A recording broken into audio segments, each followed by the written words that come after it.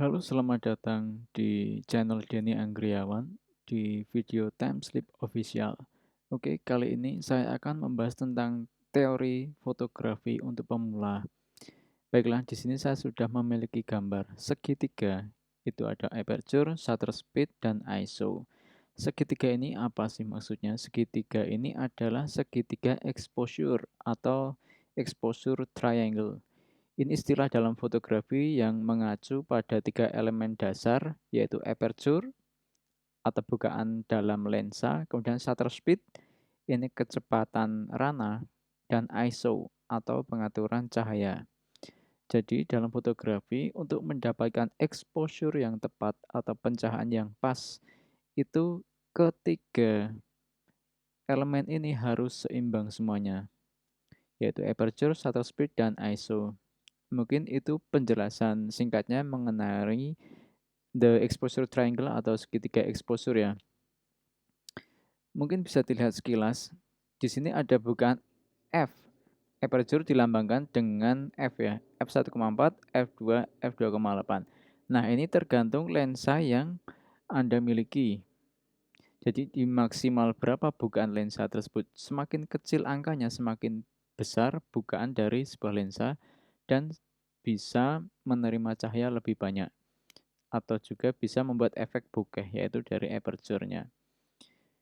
Kemudian untuk shutter speed ini kecepatannya.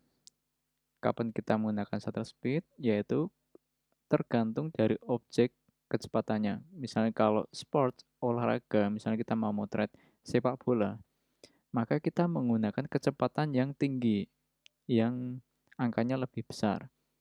Seperti ini. Kalau kita memotret olahraga, tapi kita menggunakan kecepatan yang rendah, maka hasilnya kan blur seperti ini ya, seperti 1/8 atau 1/15 ini bisa jadi blur. Makanya penguasaan pengaturan shutter speed ini disesuaikan dengan objek yang mau difoto. Kemudian yang ketiga adalah ISO. ISO ini adalah pengaturan cahaya gelap terang. Nah, bisa disimbolkan mungkin dengan Kelvin ataupun Celsius ya. Tergantung apakah Anda memotret pada saat siang hari ataupun malam hari pasti berbeda untuk cahayanya. Maka kita harus pandai-pandai mengatur ISO-nya. Oke, mungkin cukup sekian penjelasan singkatnya mengenai segitiga exposure. Kita akan langsung praktek saja untuk bagaimana mengoperasikannya. Saya sudah membuka ada 3 website simulator kamera ya. Jadi apabila Anda belum memiliki kamera,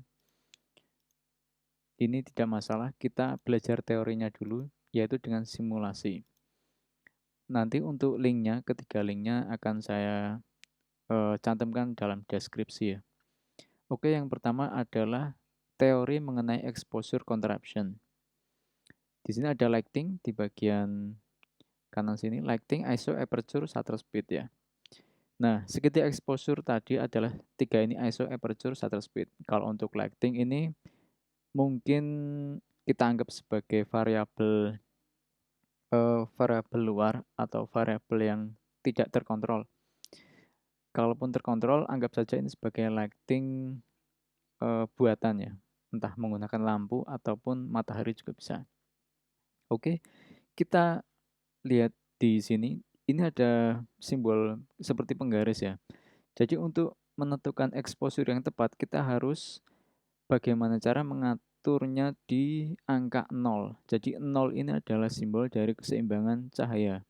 Kalau kita terlalu ke kiri, itu artinya terlalu gelap atau under exposure. Kalau kita terlalu ke kanan sini, ini disebut over exposure atau terlalu terang.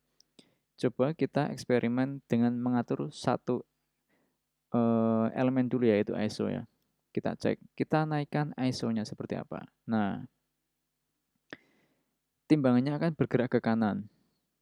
Dengan settingan f8 aperture bukaan 8 dan shutter speed 1/125 ini over exposure. Jadi ini melambangkan cahaya ya kalau ke sini. Terus kita coba atur aperture-nya yaitu bukaan lensanya. Kalau kita terangkan lagi, kita buka maksimal. Wah, ternyata semakin ke kanan. Ini nanti berefek pada foto yang terlalu terang ya. Jadi objeknya hampir tidak jelas. Kita coba atur ke kanan lagi, kita naikkan F-nya. Nah, kita coba atur shutter speed-nya. Oke, kita pelankan kecepatannya. Nah, ini terlalu terang. Kalau kita tambah kecepatannya, nah ini under exposure. Jadi foto yang seperti ini hasilnya nanti akan terlalu gelap. Seperti itu ya. Nah, bagaimana caranya mengkombinasikan tiga elemen ini? Coba kita atur-atur sampai keseimbangannya pas ya. Kita atur kecepatannya juga. Aperture-nya kita naikin, ISO-nya kita kurangin. Kita tidak mengutak-atik lighting ya. Kita eksperimen tiga elemen ini saja. Shutter speed-nya kita tambah dikit.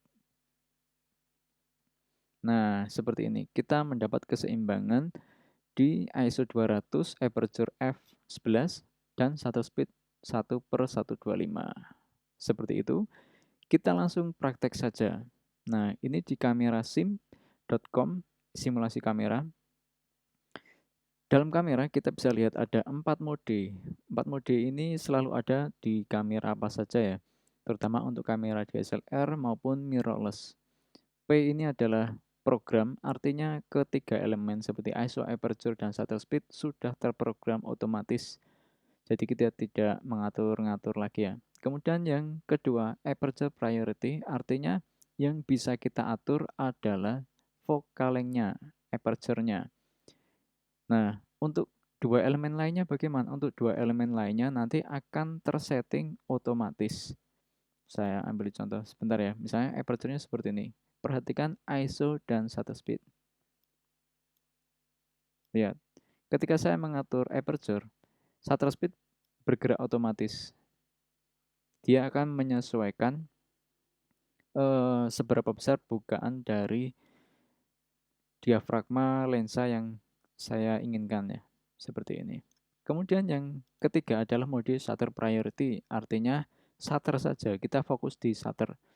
Kita hanya fokus memutar-mutar shutter saja. Kemudian untuk aperture dia akan mengikuti, coba lihat di sini. Nah, ini sudah pasti bisa langsung mendapatkan foto dengan exposure yang pas ya. Karena sudah otomatis tersetting untuk aperture-nya. Nah, yang mode terakhir adalah mode manual, artinya kamera menyerahkan seluruh settingan kepada kita sendiri yang kita inginkan. Ketika kita mengatur ISO, yang lain belum tentu bergerak. Kita mengatur aperture, yang lain juga belum bergerak. Shutter speed juga belum bergerak. Nah, untuk mode manual biasanya digunakan untuk fotografer yang memang benar-benar sudah mahir ya. Jadi bisa mendapatkan foto yang dia inginkan, bisa berkreasi yang dia inginkan. Oke, kita kembali lagi ke sini. Nah, exposure dilambangkan dengan seperti penggaris ya. Jadi kalau terlalu kanan, seperti tadi teorinya, seperti yang ini, seperti timbangan ini. Kalau terlalu kanan, over exposure atau terlalu terang. Kemudian kalau terlalu kiri, ini under exposure ya. Coba kita lihat seperti ini. Nah, kita coba dulu untuk aperture priority ya. Kita atur aperture-nya seperti ini. Kita foto saja langsung. Nah, ini sudah bagus, hasilnya seperti ini. Jadi untuk fokusnya di objek perempuan kecil ini, background-nya terlihat blur ya. Dan untuk pencahayaannya juga sudah pas. Kemudian kita coba lagi untuk TV atau shutter priority. Mungkin bisa dilihat settingannya ISO 400, aperture f5,6 dan shutter speed-nya 1000. Kita coba turunkan shutter speed-nya. Nah, perlu diperhatikan bahwa anak kecil ini membawa mainan yang bergerak dengan kecepatan yang lumayan cepat ya. Coba kalau kita shutter speed-nya kita rendahkan ya, apa yang terjadi dengan fotonya? Misalnya shutter speed-nya 1/8. Kita cek. Nah, ngeblur kan. Karena objek yang bergerak, maka kita harus mengatur kecepatan rananya juga ya. Coba kita atur agak kenceng dikit ya shutter speed-nya. Cek dulu, masih kurang. Jadi kalau dengan objek yang agak bergerak, kita harus berani mengatur shutter speed yang agak tinggi, yaitu 200 ke atas. Nah, ini udah pas. Meskipun agak ngeblur dikit di bagian mainannya ya. Kalau shutter speed-nya kita naikkan sampai 1000 lebih. Nah, kita bisa melihat seluruh mainannya ini bisa terpotret dengan sempurna. Jadi tidak ada bagian yang ngeblur. Seperti ini, focal length, distance. Distance ini jarak ya. Mau close up atau mau jauh bisa, tergantung lensa kalian dan tergantung foto yang kalian inginkan. Nanti bisa di setting-setting sendiri. Lighting, nah lighting bisa gelap, bisa berawan, dan bisa juga cerah. Oke, mungkin cukup sekian video kali ini mengenai teori dasar dari segitiga exposure dan juga simulator dari kamera. Untuk dua website lainnya nanti bisa dicoba-coba sendiri seperti ini settingannya.